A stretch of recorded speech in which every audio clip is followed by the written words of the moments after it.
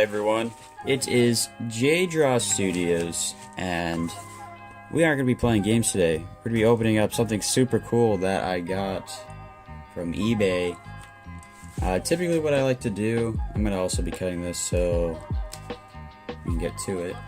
But part of what I like to do is I like to go on eBay sometimes, and just also online to just search for like hidden gems and stuff I haven't ever heard of for consoles.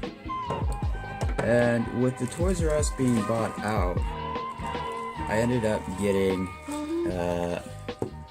Baten Kaitos. It is a sealed game. Oh my god, he actually, holy shit, he got me the best copy he had in it. And it's kind of weird because I've been seeing videos all over YouTube right now about the topic of Toys R Us. This is what they tried to sell it at back in the day, and I'm assuming because of how old the sticker is, they probably never sold all their copies and just stuck it in the back. It even has the Toys R Us exclusive CD. But I'm actually going to play this game, so I'm actually going to be breaking the seal and just, you know, going through the contents of it. Because I think in a state like this, where it's not necessarily like a collector's piece, it's cool. I paid $50 for it, so I paid a little bit more. But the whole thing is, it's really just to show, like, me doing the naughty thing and taking the seal off. Because people are just... When you get a game, they're always like, don't do that, don't take the seal off, it's a beautiful game. Why would you do that? What I'm gonna do is I'm gonna try and keep the Toys R Us sticker. I don't know how, like, frail it is because of how old it is. Oh, I don't wanna, it has this weird cut in the center, so it's making it so you can't really re-tear and reuse, because I'm assuming the numbers that are above Toys R Us, I'm assuming that's the UPC or the model in the system for the game. So that's why at that specific time, these stickers with the weird crease in the center, where it kind of can, I don't know if it's going to show a couple lines, like creases. So I'm assuming that's just so if you try to rip the sticker off, put it on something else, it would break. So here we go. We're doing the naughty.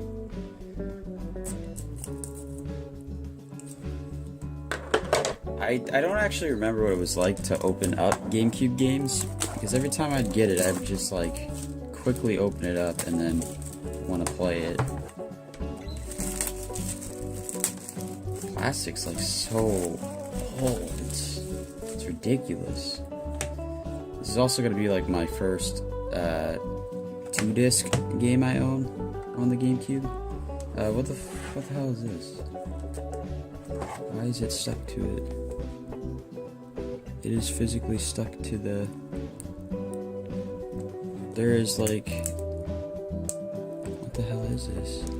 Oh, that's not good. It's... Yeah. It actually, the plastic, it must have been in a warehouse for so long that whatever the company used, and that's just stupid because now I'm bending the disc trying to get this off, but whatever they used, oh, never mind, I don't know what I'm talking about. It's just, it's like, it's weird.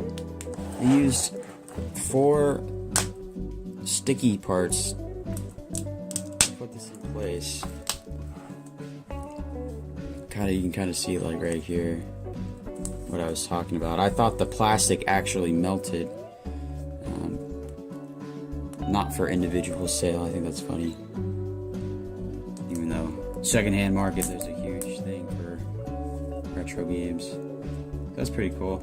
Not the biggest selection of songs, but oh my god, it's got the battle music, and that, if you have not heard the Baten Kaitos, whatever the extra eternal wings and the lost oceans battle theme, you're doing yourself a disfavor. You should go listen to it. It's amazing. So we got that all taken care of now. So let's actually, I'm gonna put this sticker on the back. I just think it's so cool to like keep stuff like that, just to know where it's from. I'll take that off, and there's one more down here. But it feels weird because every time I've held a GameCube game, it's always been super beat up. The plastic that they use, it's super worn. Like when in the secondhand market, like you could tell if a copy's been beaten up. Like I will show you real quick. I actually took other parts from, this was originally a Go-Go Hypergrind case, and you could see up there like all the weathering and stuff like that, and to even show, like you can kind of see where it says grind. Yeah, so I pretty much like Frankensteined it and put my Hollywood copy of Sonic Heroes. I found someone was also selling like the booklet and the artwork.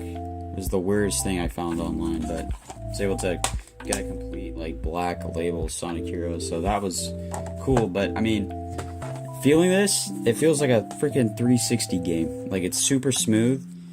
It's amazing. Now the real shebang is opening it, and I always thought the manual would show up, but I guess they give you the precautions and they want you to go through this. I think it is important because YouTube, a video I want to talk about and make is, I personally don't have photosensitive seizures, but there's a lot of people that don't really take that into consideration and think if you are super sensitive to like jump scares, and all people do is put jump scares in their videos and they don't notify people and let them know that there's jump scares, they're never going to want to watch YouTube videos again. And I just feel like putting a seizure warning at the beginning of your video is super important, just so you don't have people, you know, having those issues. But here is the manual. Pretty cool.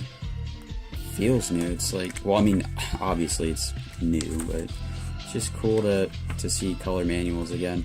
I like how Nicholas Nicalis from the Switch games, they're adding stuff into their game, not into their games, but into their collections, the actual boxes that you buy the games. You get a manual and typically something else, and it's just cool to, even though for me, like, I'm not personally going to read this, it's just sometimes cool to like I don't know what I'm trying to say. It's just so amazing just holding something like this. Back in the day, people would just look at this because they didn't have YouTube, they didn't have stuff to just instantly look at the game, so they would just open this up and see that this is a game that they're about to play. And they got, like, I guess, like, the whole Pokemon thing. This is what beats what. So, pretty simple battle mechanic. Thank God. Pokemon just got ridiculous with all the types, so just working with 6 is going to be nice. I personally got interested in this because I was, again, like I was saying earlier in the video, I was actually, out of all the places, looking at IGN, seeing their reviews for games back in the day, because I felt like they had legitimacy with their reviews, because they actually took passion in their work. Now it's like they just get a shit ton of games, and they don't really spend time on their reviews, so it's always booty. But I mean, look at that. You got Baten Kaitos, the first disc, Baten Kaitos, second disc. The only other game that I've had that was like this was Mario Kart Double Dash with the demo disc, and they were exactly like this. And I think that's the benefit to having these smaller discs is, yeah, you have to split them up, but I mean, if you look at stuff like Final Fantasy VII on the original PlayStation, you were dealing with just giant ass CD cases, and this, you can just put this right on your bookshelf with everything else. You just take it over here and yeah, just line it up with all the other games, and it's not like thick or anything, it's just bam. So I kind of did this all in one take. Let me know what your favorite GameCube games were. I definitely want to keep trying to get a lot of them. There's some heavy hitters that I'm still trying to get, and the issue with retro collecting nowadays is people are just going ridiculous. They're going bonkers on selling and reselling and buying. The prices are just constantly going up, it's getting harder and harder to buy for because they're adding cool things like the GCHD adapter, so people are now flocking back to the GameCube for the quality of the cables. Now that you don't have to buy the component cables. It's just been weird staying away from YouTube. Getting this game and just showing it and just having this special moment with you guys, even if I bring in new YouTube or new subscribers and old subscribers seeing this, I just want to let you guys know that I am kind of well and alive. There is some stuff going on in my life right now that is making stuff for me hard to do. One of it being that I can't work right now over school, just for medical conditions. But I wanted to put this out and let you guys know that yes, I am well and alive. I hope you guys enjoyed this video. Leave a like and a comment down below. Thanks for watching.